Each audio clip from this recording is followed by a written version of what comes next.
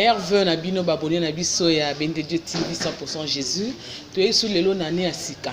Aux alliés année 2018, année en nouvelle dimension, comme l'homme de Dieu, l'évangéliste international Ernest Mongou a déclaré qu'il y a depuis la fin de l'année passée 2017, toko type toko misinzambe ndenge to mona nesusu na bino.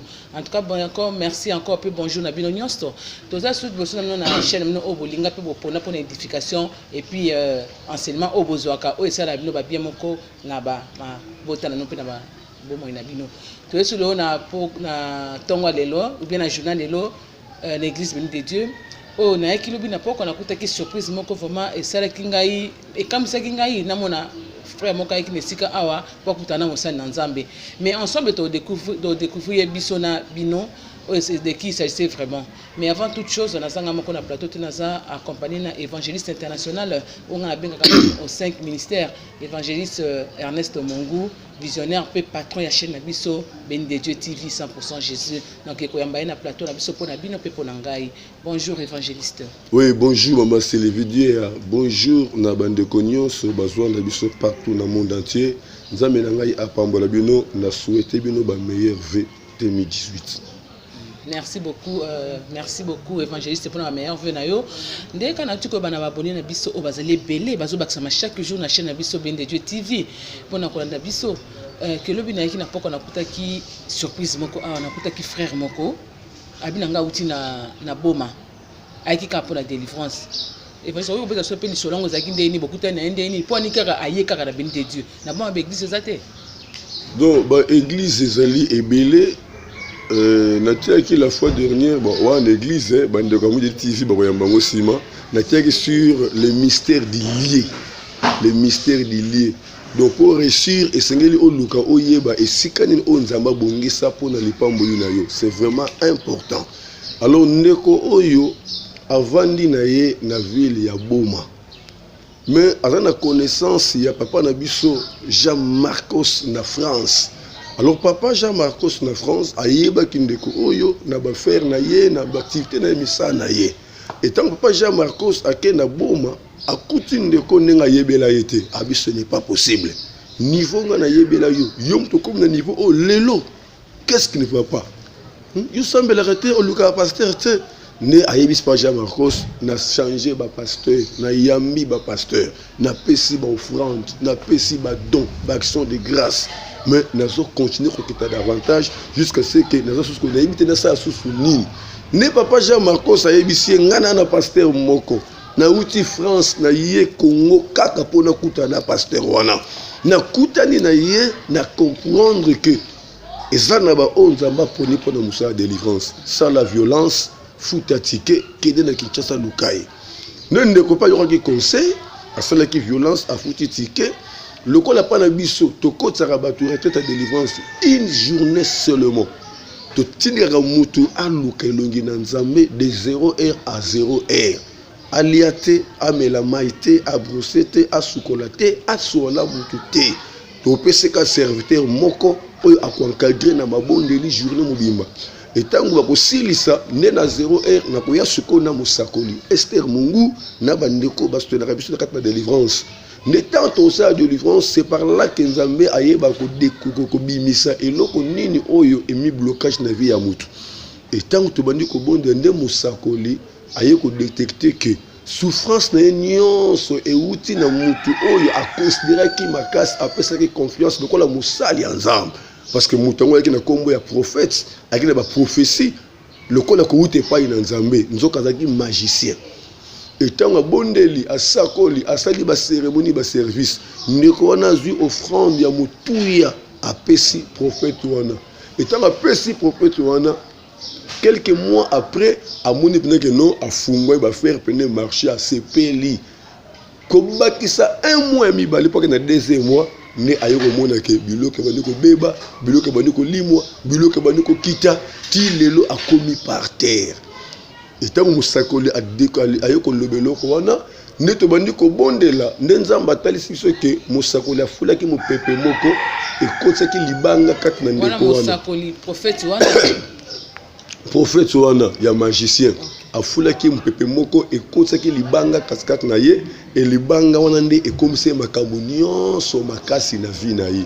nzambe atalisi biso na nzoto na ye tobola madusu pour dire que nyonso ya koyamba esengeli bima nyonso ya koyamba esengeli ekweya nde bafere nyonso akomi ti kozwa biloko ya bato ami kobunda nyonso ozodinda kaka e ndenge tozwaki révélation mpe ndenge tobondeli tolongoli libanga tozipi banzoto na ye e nzambe alobi boye kaka ntango azwaki décision ndeka bande koya na nzela mpo akóma awa eza na misala ebele nzambe abande kotraite kaka nzela donc eza nango mbala liboso te ndeko aboma ya bandeko matadi bayaka bandeko ya kasangulu bayaka ya Brazzaville bayaka na poto kutu bazoya toyambaki bandeko botoki na Londres bandeko botoki na papa Jean Marcos na France toyambaki bandeko botoki na Suisse bazoya kozwa délivrance koluka délivrance bamosusu tobondela awa bamosusu tokekuti na bazamba lusisila donc mosalo nzambe abenga biso ndeka na bisaka témoignage na moment ya fiançailles déjà nzambe alobaki na biso nazosangisa bino ka lokola mwasi na mobali te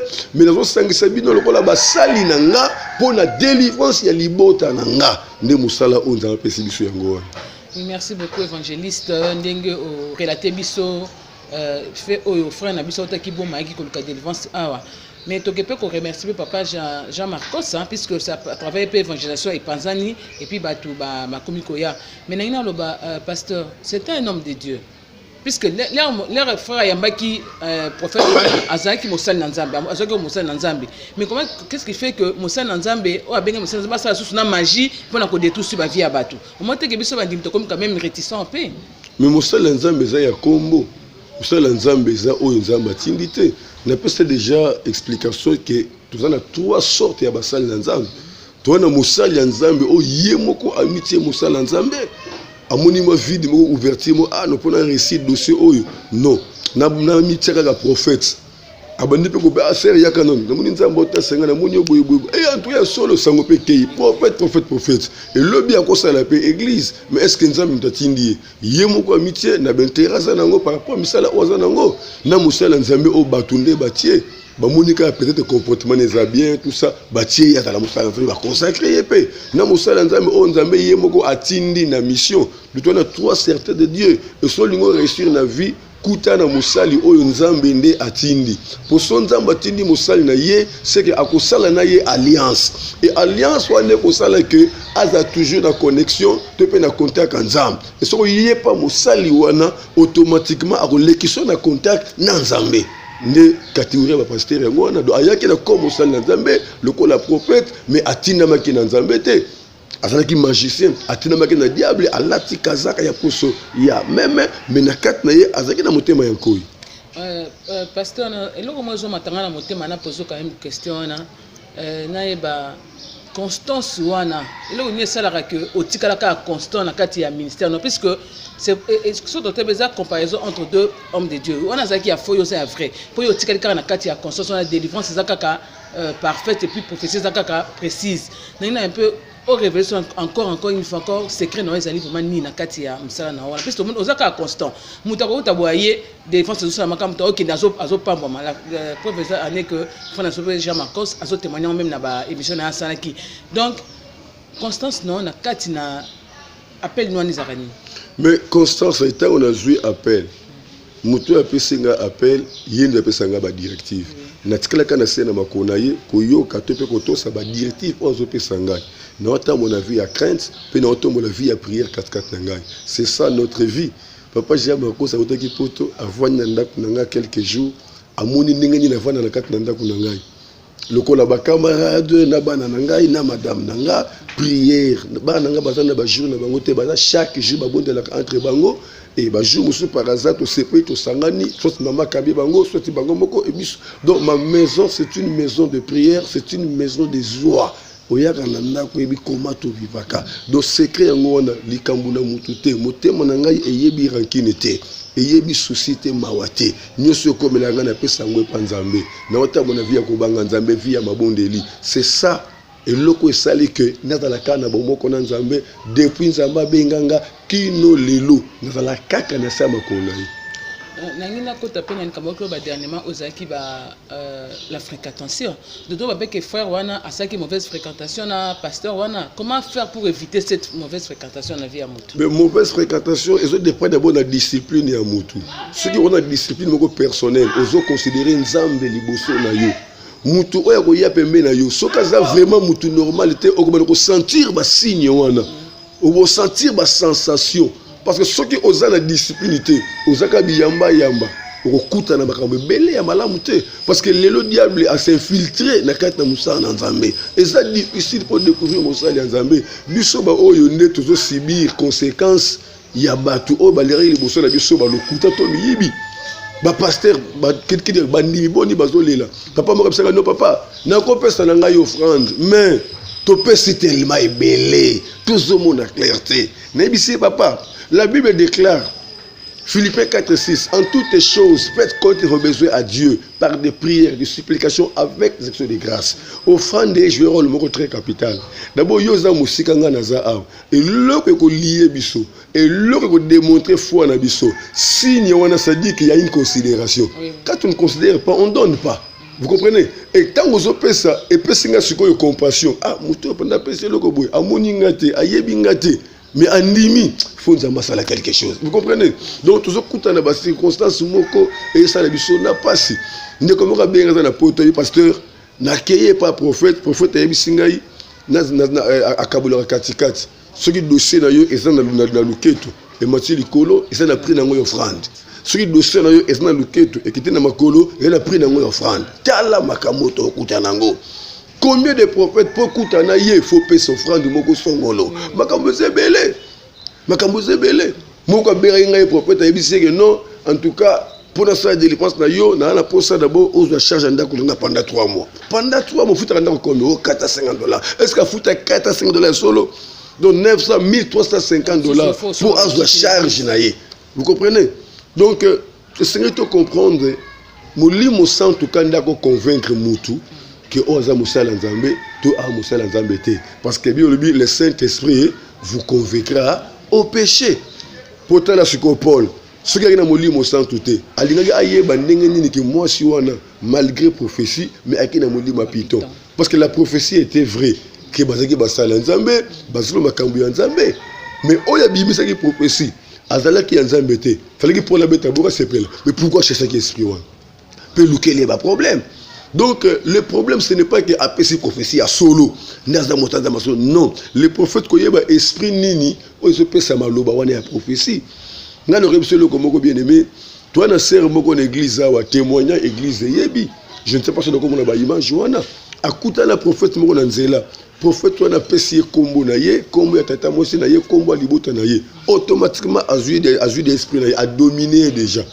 Ayebi c'est que tata mosi na yo, akanga libala na yo akanga mabota na yo azwaka ngona nzela ya sous-vêtement so lingi o récupérer libala na mabota na yo et opesa nga sous-vêtement olati na ko prier pour yango ndeke ne ko bunda bitumba na sous-vêtement bazwaki déjà dominé esprit ya sœur o sikoto sala ndenge nini o te to luka place ba kena ekala ayebi si sœur côté d'installation, personne sous-vêtement na yo. C'est pendant sous papier duplicaté à côté le ngoli sous-vêtement lingi de papier.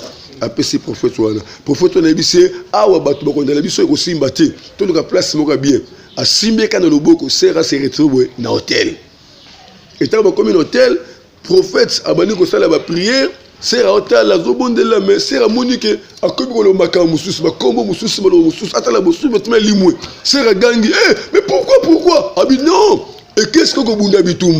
Mais moi, je vais découvrir que vous avez dit. Après minute, c'est que vous avez dit les sous. Akamu, abiko bangate. Nzamba zosa lelo délivrance et pesa melayo. Prophète a prié. Ayebi si sert en tout cas, to comme na page moko makasi. Ba yebi singa izana esprit moko azoya, il faut ndima au coucher l'esprit wana. Sert bani ko lela.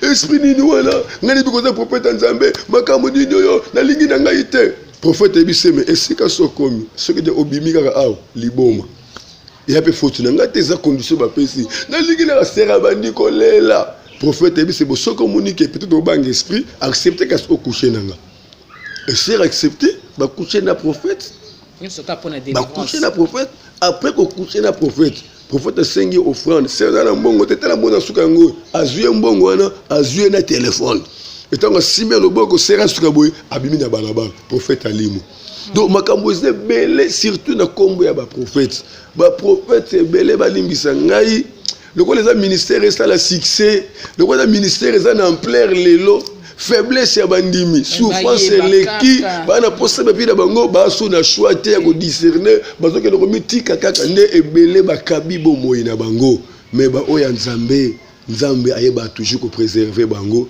pour bakutana ba oye nzamba tinda pour la délivrance na bango tandenge ministère prophétique ya tambolo. Merci beaucoup, évangéliste Nancy Toyoki, qui sont abonnés à BND TV 100% Jésus. Toyoki, au pasteur, al biso la délivrance. C'est vrai que tout sera biso. Tozape, na ba faiblesse na biso. Mais Luka Oyeba, les mystères des lieux. Place ni o nzamba tindio po kinoko yoka.